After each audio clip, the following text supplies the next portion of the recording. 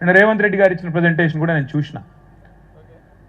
కేసీఆర్ గారు నిర్మాణం గురించి మాట్లాడితే రేవంత్ రెడ్డి గారు మాత్రం మొత్తం విధ్వంసం గురించి మాట్లాడినారు. మూసీలో ఎట్లెట్లా ఎవరెవరిని ముంచుతా, ఎన్ని ఇళ్ళు గులగొడతా.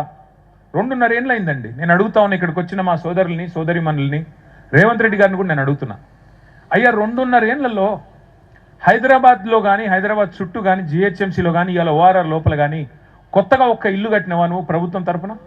ఒక్క ఇల్లు, ఒక్క ఇటుక పెట్టినవా? ఒక్క కొత్త ఫ్లైఓవర్ కట్టినవా? ఒక్క కొత్త బిల్డింగ్ కట్టినవా? ఒక్క మంచి పని చేసినవా? కానీ నేను చూపెడతా, ఎన్ని వేల వందల ఇండ్లు కూలగొట్టినవో చూపెట్టమంటావా? ఒక్కొక్క బస్తీల బుల్డోజర్లు పంపి ఇష్టం వచ్చినట్టు ఎన్ని కూలగొట్టినావు? అందుకే ఇవాళ మేము అంటున్నాం, కేసీఆర్ గారు నిర్మాణం గురించి మాట్లాడితే నిన్న ఈయన విధ్వంసం గురించి మాట్లాడినాడు. కానీ నేను ఇంకా రాజకీయ విమర్శల జోలు తగ్గించి కొన్ని వాస్తవాలు మీ ముందు పెట్టదలుచుకున్నాం. ముఖ్యమంత్రి గారేమో 5 స్టార్ హోటల్లో, 5 నక్షత్రాల హోటల్లో ప్రాజెక్టు బాధితులు కానీ ప్రాజెక్టు సంబంధం ఉన్న వాళ్ళు కానీ ఒక్క మనిషి లేడు అక్కడ.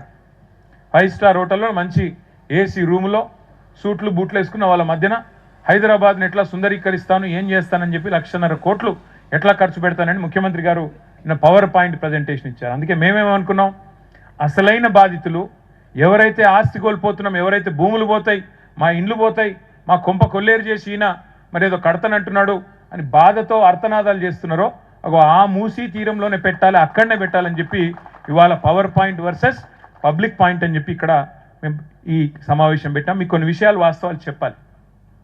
మీరు కింద చూస్తున్నారు, కొన్ని బొమ్మలు చూస్తున్నారు కింద. మీరు అవేదో మేము గూగుల్లోంచో వేరే దేశం నుంచి తెచ్చిన బొమ్మలు కాదు.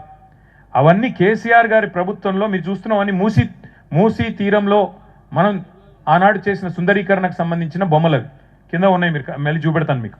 అవన్నీ కేసీఆర్ గారు ఆనాడు ఒక్క ఇల్లు కూల్చకుండా, ఒక్క సెంటు భూమి ఎవరిది గుంజుకోకుండా అంబర్పేట, ఉప్పల్, ఎల్బీ నగర్ మధ్యన 5.5 కిలోమీటర్లలో చేసిన సుందరీకరణ అదిగో మీ కళ్ళ